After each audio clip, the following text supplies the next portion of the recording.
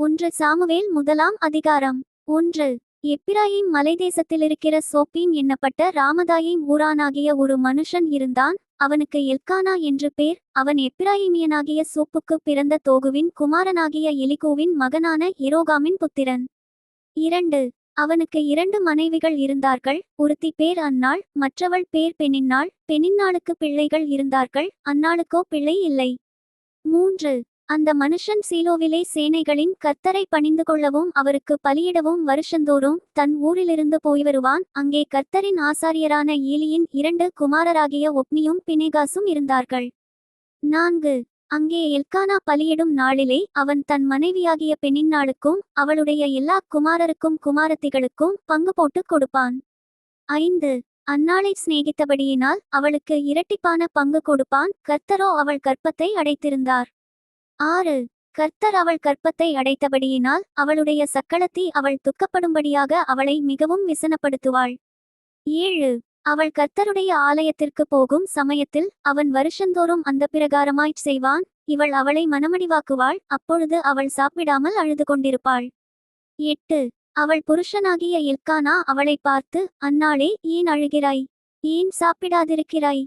ஏன் சஞ்சலப்படுகிறாய்? 10 குமாரரைப் பார்க்கிலும் நான் உனக்கு அதிகமல்லவா என்றான். 9. சீலோவிலே அவர்கள் புசித்து குடித்த பின்பு அன்னாள் எழுந்திருந்தாள். ஆசாரியனாகிய ஏலி கர்த்தருடைய ஆலயத்தின் வாசல் நிலையண்டையிலே ஒரு ஆசனத்தின் மேல் உட்கார்ந்திருந்தான். 10. அவள் போய் மனங்கசந்து மிகவும் அழுது கர்த்தரை நோக்கி விண்ணப்பம் பண்ணி. 11. சேனைகளின் கர்த்தாவே, தேவரீர் உம்முடைய அடியாளின் சிறுமையை கண்ணோக்கி பார்த்து உம்முடைய அடியாளை மறவாமல் நினைந்தருளி உமது அடியாளுக்கு ஒரு ஆண்பிள்ளையை கொடுத்தால் அவன் உயிரோடிருக்கும் சகல நாளும் நான் அவனை கர்த்தருக்கு ஒப்புக் கொடுப்பேன். அவன் தலையின் மேல் சவரகன் கத்தி படுவதில்லை என்று ஒரு பொருத்தனை பண்ணினாள். 12. அவள் கர்த்தருடைய சந்நிதியில் வெகுநேரம் விண்ணப்பம் பண்ணுகிறபோது ஏலி அவள் வாயை கவனித்துக் கொண்டிருந்தான். 13. அன்னாள் தன் இருதயத்திலே பேசினாள், அவளுடைய உதடுகள் மாத்திரம் அசைந்தது, அவள் சத்தமோ கேட்கப்படவில்லை. ஆகையால் அவள் வெறித்திருக்கிறாள் என்று ஏலி நினைத்து. 14. அவளை நோக்கி, நீ எதுவரைக்கும் வெறித்திருப்பாய்? உன் குடியை உன்னை விட்டு விலக்கு என்றான். 15. அதற்கு அன்னாள் பிரதியுத்தரமாக, அப்படியல்ல என் ஆண்டவனே, நான் மனக்கிலேசமுள்ள ஸ்திரீ. நான் திராட்சரசமாகிலும் மதுவாகிலும் குடிக்கவில்லை. நான் கர்த்தருடைய சந்நிதியில் என் இருதயத்தை ஊற்றிவிட்டேன். 16. உம்முடைய அடியாளை பேலியாளின் மகளாக எண்ணாதேயும், மிகுதியான விசாரத்தினாலும் கிலேசத்தினாலும் இந்நேரமட்டும் விண்ணப்பம் பண்ணினேன் என்றாள். 17. அதற்கு ஏலி சமாதானத்துடனே போ, நீ இஸ்ரவேலின் தேவனிடத்தில் கேட்ட உன் விண்ணப்பத்தின்படி அவர் உனக்கு கட்டளையிடுவாராக என்றான். 18. அப்பொழுது அவள், உம்முடைய அடியாளுக்கு உம்முடைய கண்களிலே தயை கிடைக்க கடவது என்றாள். பின்பு அந்த ஸ்திரீ புறப்பட்டு போய் போஜனஞ்செய்தாள். அப்புறம் அவள் துக்கமுகமாயிருக்கவில்லை. 19. அவர்கள் அதிகாலையில் எழுந்து கர்த்தரை பணிந்து கொண்டு ராமாவிலிருக்கிற தங்கள் வீட்டுக்கு திரும்பி போனார்கள். எல்க்கானா தன் மனைவியாகிய அன்னாளை அறிந்தான். கர்த்தர் அவளை நினைந்தருளினார். 20. சில நாள் சென்றபின்பு அன்னாள் கர்ப்பவதியாகி ஒரு குமாரனை பெற்று கர்த்தரிடத்தில் அவனை கேட்டேன் என்று சொல்லி அவனுக்கு சாமுவேல் என்று பேரிட்டாள். 21. எல்க்கானா என்பவன் கர்த்தருக்கு வருஷாந்தரம் செலுத்தும் பலியையும் தன் பொருத்தனையையும் செலுத்தும்படியாக தன் வீட்டார் அனைவரோடுங்கூட போனான். 22. அன்னாள் கூட போகவில்லை. அவள் பிள்ளை பால் மறந்த பின்பு அவன் கர்த்தரின் சந்நிதியிலே காணப்படவும் அங்கே எப்பொழுதும் இருக்கவும் நான் அவனை கொண்டு போய்விடுவேன் என்று தன் புருஷனிடத்தில் சொன்னாள். 23. அப்பொழுது அவள் புருஷனாகிய எல்க்கானா அவளை நோக்கி, நீ உன் இஷ்டப்படி செய்து அவனை பால்மறக்க பண்ணுமட்டும் இரு, கர்த்தர் தம்முடைய வார்த்தையை மாத்திரம் நிறைவேற்றுவாராக என்றான். அப்படியே அந்த ஸ்திரீ தன் பிள்ளையை பால்மறக்க பண்ணுமட்டும் அதற்கு முலை கொடுத்தாள். 24. அவள் அவனை பால்மறக்க பண்ணின பின்பு 3 காளைகளையும் ஒரு மரக்கால் மாவையும் ஒரு துருத்தி திராட்சரசத்தையும் எடுத்துக்கொண்டு அவனையும் கூட்டிக் கொண்டு சீலோவிலிருக்கிற கர்த்தருடைய ஆலயத்துக்கு போனாள். பிள்ளை இன்னும் குழந்தையாயிருந்தது. 25. அவர்கள் ஒரு காளையை பலியிட்டு பிள்ளையை ஏலியினிடத்தில் கொண்டு வந்து விட்டார்கள். 26. அப்பொழுது அவள், என் ஆண்டவனே, இங்கே உம்மண்டையிலே நின்று கர்த்தரை நோக்கி விண்ணப்பம் பண்ணின ஸ்திரீ நான்தான் என்று என் ஆண்டவனாகிய உம்முடைய ஜீவனை கொண்டு சொல்லுகிறேன். 27. இந்த பிள்ளைக்காக விண்ணப்பம் பண்ணினேன். நான் கர்த்தரிடத்தில் கேட்ட என் விண்ணப்பத்தின்படி எனக்கு கட்டளையிட்டார்.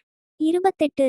ஆகையால் அவன் கர்த்தருக்கென்று கேட்கப்பட்டபடியினால் அவன் உயிரோடிருக்கும் சகல நாளும் அவனை கர்த்தருக்கே ஒப்புக்கொடுக்கிறேன் என்றாள். அவன் அங்கே கர்த்தரை பணிந்து கொண்டான். 1 சாமுவேல் 2ஆம் அதிகாரம் 1. அப்பொழுது அன்னாள் ஜெபம் பண்ணி, என் இருதயம் கர்த்தருக்குள் களிகூறுகிறது, என் கொம்பு கர்த்தருக்குள் உயர்ந்திருக்கிறது, என் பகைஞரின் மேல் என் வாய் திறந்திருக்கிறது, உம்முடைய இரட்சிப்பினாலே சந்தோஷப்படுகிறேன். 2. கர்த்தரைப் போல பரிசுத்தமுள்ளவர் இல்லை, உம்மையல்லாமல் வேறொருவரும் இல்லை, எங்கள் தேவனைப் போல ஒரு கன்மலையும் இல்லை. 3. இனி மேட்டிமையான பேச்சை பேசாதிருங்கள், அகந்தையான பேச்சு உங்கள் வாயிலிருந்து புறப்பட வேண்டாம். கர்த்தர் ஞானமுள்ள தேவன், அவர் செய்கைகள் யதார்த்தமல்லவோ. 4. பலவான்களின் வில் முறிந்தது, தள்ளாடினவர்களோ பலத்தினால் இடைகட்டப்பட்டார்கள். 5. திருப்தியாயிருந்தவர்கள் அப்பத்துக்காக கூலி வேலை செய்கிறார்கள், பசியாயிருந்தவர்களோ இனிப்பசியாயிறார்கள். மலடியாயிருந்தவள் 7 பெற்றாள், அநேகம் பிள்ளைகளை பெற்றவளோ பலச்செய்யப்பட்டாள். 6. கர்த்தர் கொல்லுகிறவரும் உயிர்ப்பிக்கிறவருமாயிருக்கிறார், அவரே பாதாளத்தில் இறங்கவும் அதிலிருந்து ஏறவும் பண்ணுகிறவர். 7. கர்த்தர் தரித்திரம் அடையச் செய்கிறவரும் ஐசுவரியம் அடைய பண்ணுகிறவருமாயிருக்கிறார், அவர் தாழ்த்துகிறவரும் உயர்த்துகிறவருமானவர். 8.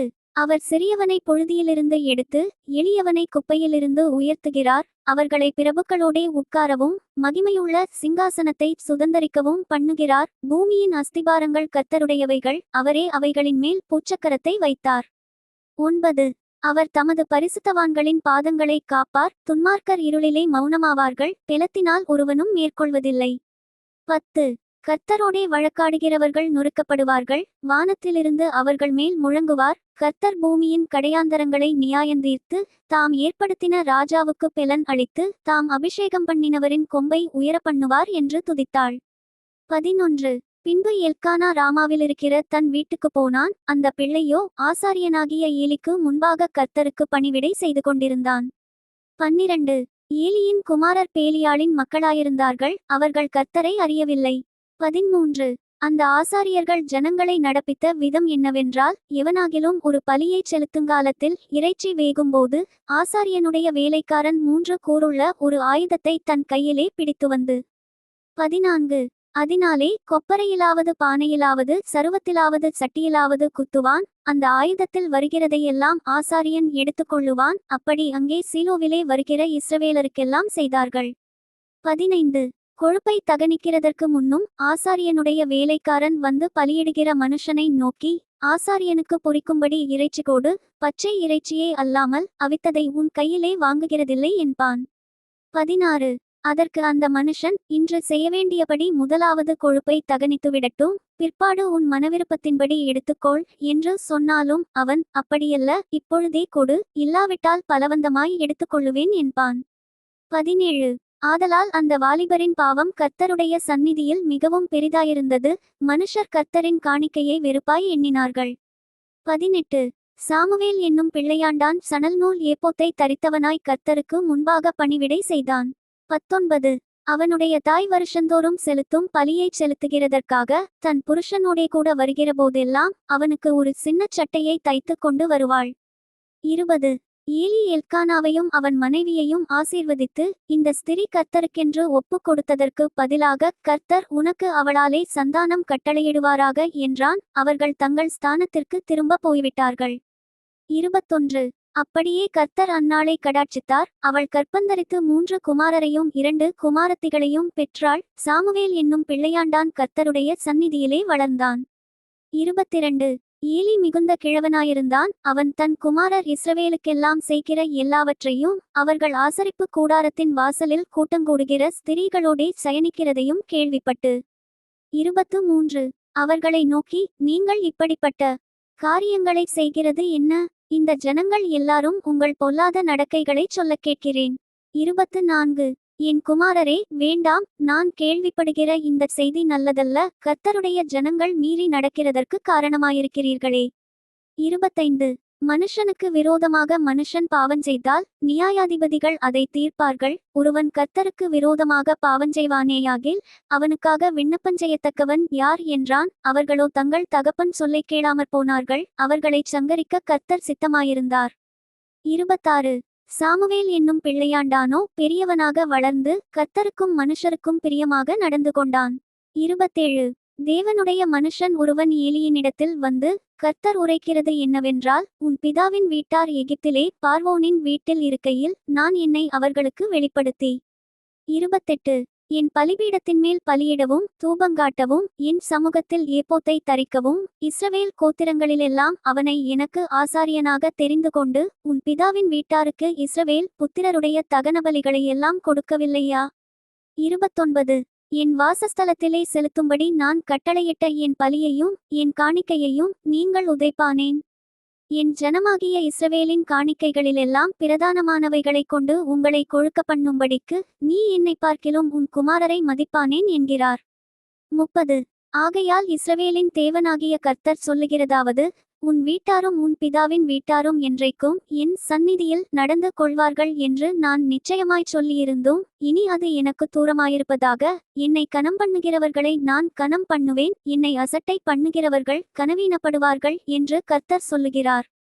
31 உன் வீட்டில் ஒரு கிழவனும் இராதபடிக்கு உன் புயத்தையும் உன் பிதாவின் வீட்டாருடைய புயத்தையும் நான் தரித்து போடும் நாட்கள் வரும். 32 இஸ்ரவேலுக்குச் செய்யப்படும் சகல நன்மைக்கும் மாறாக என் வாசஸ்தலத்திலே உபத்திரவத்தை காண்பாய், ஒருபோதும் உன் வீட்டில் ஒரு கிழவனும் இருப்பதில்லை. 33 என் பலிபீடத்தில் சேவிக்க நான் உன் சந்ததியில் நிர்மூலமாக்காதவர்களோ உன் கண்களை பூத்துப்போக பண்ணவும் உன் ஆத்துமாவை வேதனைப்படுத்தவும் வைக்கப்படுவார்கள், உன் வம்சத்திலுள்ள யாவரும் வாலவயதிலே சாவார்கள். 34 ஓப்னி பினெகாஸ் என்னும் உன் 2 குமாரரின்மேல் வருவதே உனக்கு அடையாளமாயிருக்கும், அவர்கள் இருவரும் ஒரே நாளில் சாவார்கள். 35 நான் என் உள்ளத்துக்கும் என் சித்தத்துக்கும் ஏற்றபடி செய்யத்தக்க உண்மையான ஒரு ஆசாரியனை எழும்ப பண்ணி அவனுக்கு நிலையான வீட்டை கட்டுவேன், அவன் என்னால் அபிஷேகம் பண்ணப்பட்டவனுக்கு முன்பாக சகல நாளும் நடந்து கொள்ளுவான்.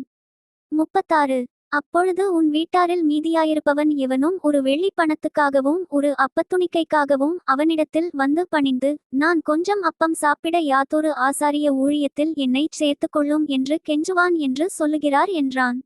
1 சாமுவேல் 3ஆம் அதிகாரம்.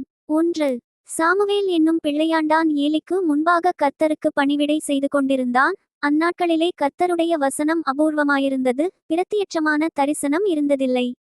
2 ஒருநாள் ஏலி தன்னுடைய ஸ்தானத்திலே படுத்துக்கொண்டிருந்தான், அவன் பார்க்கக்கூடாதபடிக்கு அவனுடைய கண்கள் இருளடைந்திருந்தது. 3 தேவனுடைய பெட்டி இருக்கிற கர்த்தருடைய ஆலயத்தில் தேவனுடைய விளக்கு அணைந்து போகும் முன்னே சாமுவேலும் படுத்துக்கொண்டிருந்தான். 4 அப்பொழுது கர்த்தர் சாமுவேலை கூப்பிட்டார். அதற்கு அவன், இதோ இருக்கிறேன் என்று சொல்லி. 5 ஏலியினிடத்தில் ஓடி, இதோ இருக்கிறேன், என்னை கூப்பிட்டீரே என்றான். அதற்கு அவன், நான் கூப்பிடவில்லை, திரும்பி போய் படுத்துக்கொள் என்றான். அவன் போய் படுத்துக்கொண்டான். 6 மறுபடியும் கர்த்தர் சாமுவேலே என்று கூப்பிட்டார். அப்பொழுது சாமுவேல் எழுந்திருந்து ஏலியினிடத்தில் போய், இதோ இருக்கிறேன், என்னை கூப்பிட்டீரே என்றான். அதற்கு அவன், என் மகனே, நான் உன்னை கூப்பிடவில்லை, திரும்பி போய் படுத்துக்கொள் என்றான். 7 சாமுவேல் கர்த்தரை இன்னும் அறியாதிருந்தான், கர்த்தருடைய வார்த்தை அவனுக்கு இன்னும் வெளிப்படவில்லை. 8 கர்த்தர் மறுபடியும் 3ஆம் விசை சாமுவேலே என்று கூப்பிட்டார். அவன் எழுந்திருந்த ஏலியினிடத்தில் போய், இதோ இருக்கிறேன், என்னை கூப்பிட்டீரே என்றான். அப்பொழுது கர்த்தர் பிள்ளையாண்டானை கூப்பிடுகிறார் என்று ஏலி அறிந்து 9 சாமுவேலை நோக்கி, நீ போய் படுத்துக்கொள், உன்னை கூப்பிட்டால் அப்பொழுது நீ, கர்த்தாவே சொல்லும், அடியேன் கேட்கிறேன் என்று சொல் என்றான். சாமுவேல் போய் தன்னுடைய ஸ்தானத்திலே படுத்துக்கொண்டான். 10 அப்பொழுது கர்த்தர் வந்து நின்று முன்போல, சாமுவேலே சாமுவேலே என்று கூப்பிட்டார். அதற்குச் சாமுவேல், சொல்லும், அடியேன் கேட்கிறேன் என்றான். 11 கர்த்தர் சாமுவேலை நோக்கி, இதோ நான் இஸ்ரவேலில் ஒரு காரியத்தைச் செய்வேன், அதை கேட்கிற ஒவ்வொருவனுடைய 2 காதுகளிலும் அது தொனித்துக் கொண்டிருக்கும். 12 நான் ஏலியின் குடும்பத்திற்கு விரோதமாகச் சொன்ன யாவையும் அவன்மேல் அந்நாளிலே வரப்பண்ணுவேன், அதை தொடங்கவும் அதை முடிக்கவும் போகிறேன். 13 அவன் குமாரர் தங்கள் மேல் சாபத்தை வரப்பண்ணுகிறதை அவன் அறிந்திருந்தும் அவர்களை அடக்காமற்போன பாவத்தினிமித்தம் நான் அவன் குடும்பத்துக்கு என்றும் நீங்காத நியாயத்தீர்ப்புச் செய்வேன் என்று அவனுக்கு அறிவித்தேன். 14 அதினிமித்தம் ஏலியின் குடும்பத்தார் செய்த அக்கிரமம் ஒருபோதும் பலியினாலாவது காணிக்கையினாலாவது நிவிர்த்தியாவதில்லை என்று ஏலியின் குடும்பத்தை குறித்து ஆணையிட்டிருக்கிறேன் என்றார். 15 சாமுவேல் விடியற்கால மட்டும் படுத்திருந்து கர்த்தருடைய ஆலயத்தின் கதவுகளை திறந்தான். சாமுவேல் ஏலிக்கு அந்த தரிசனத்தை அறிவிக்க பயந்தான். 16 ஏலியோ, சாமுவேலே, என் மகனே என்று சாமுவேலை கூப்பிட்டான். அவன், இதோ இருக்கிறேன் என்றான். 17. அப்பொழுது அவன், கர்த்தர் உன்னிடத்தில் சொன்ன காரியம் என்ன? எனக்கு அதை மறைக்க வேண்டாம். அவர் உன்னிடத்தில் சொன்ன சகல காரியத்திலும் யாதொன்றை எனக்கு மறைத்தாயானால் தேவன் உனக்கு அதற்குச் சரியாகவும் அதற்கு அதிகமாகவும் செய்வாராக என்றான். 18. அப்பொழுது சாமுவேல் ஒன்றையும் அவனுக்கு மறைக்காமல் அந்த காரியங்களையெல்லாம் அவனுக்கு அறிவித்தான். அதற்கு அவன், அவர் கர்த்தர், அவர் தமது பார்வைக்கு நலமானதைச் செய்வாராக என்றான். 19. சாமுவேல் வளர்ந்தான், கர்த்தர் அவனுடனே கூட இருந்தார், அவர் தம்முடைய எல்லா வார்த்தைகளிலும் ஒன்றையாகிலும் தரையிலே விழுந்து போகவிடவில்லை. 20. சாமுவேல் கர்த்தருடைய தீர்க்கதரிசிதான் என்று தான்முதல் பெயர்செபா மட்டுமுள்ள சகல இஸ்ரவேலருக்கும் விளங்கினது. 21. கர்த்தர் பின்னும் சீலோவிலே தரிசனம் தந்தருளினார். கர்த்தர் சீலோவிலே தம்முடைய வார்த்தையினாலே சாமுவேலுக்கு தம்மை வெளிப்படுத்தினார். Thank you. Bye from Daniel. Bye from Daniel.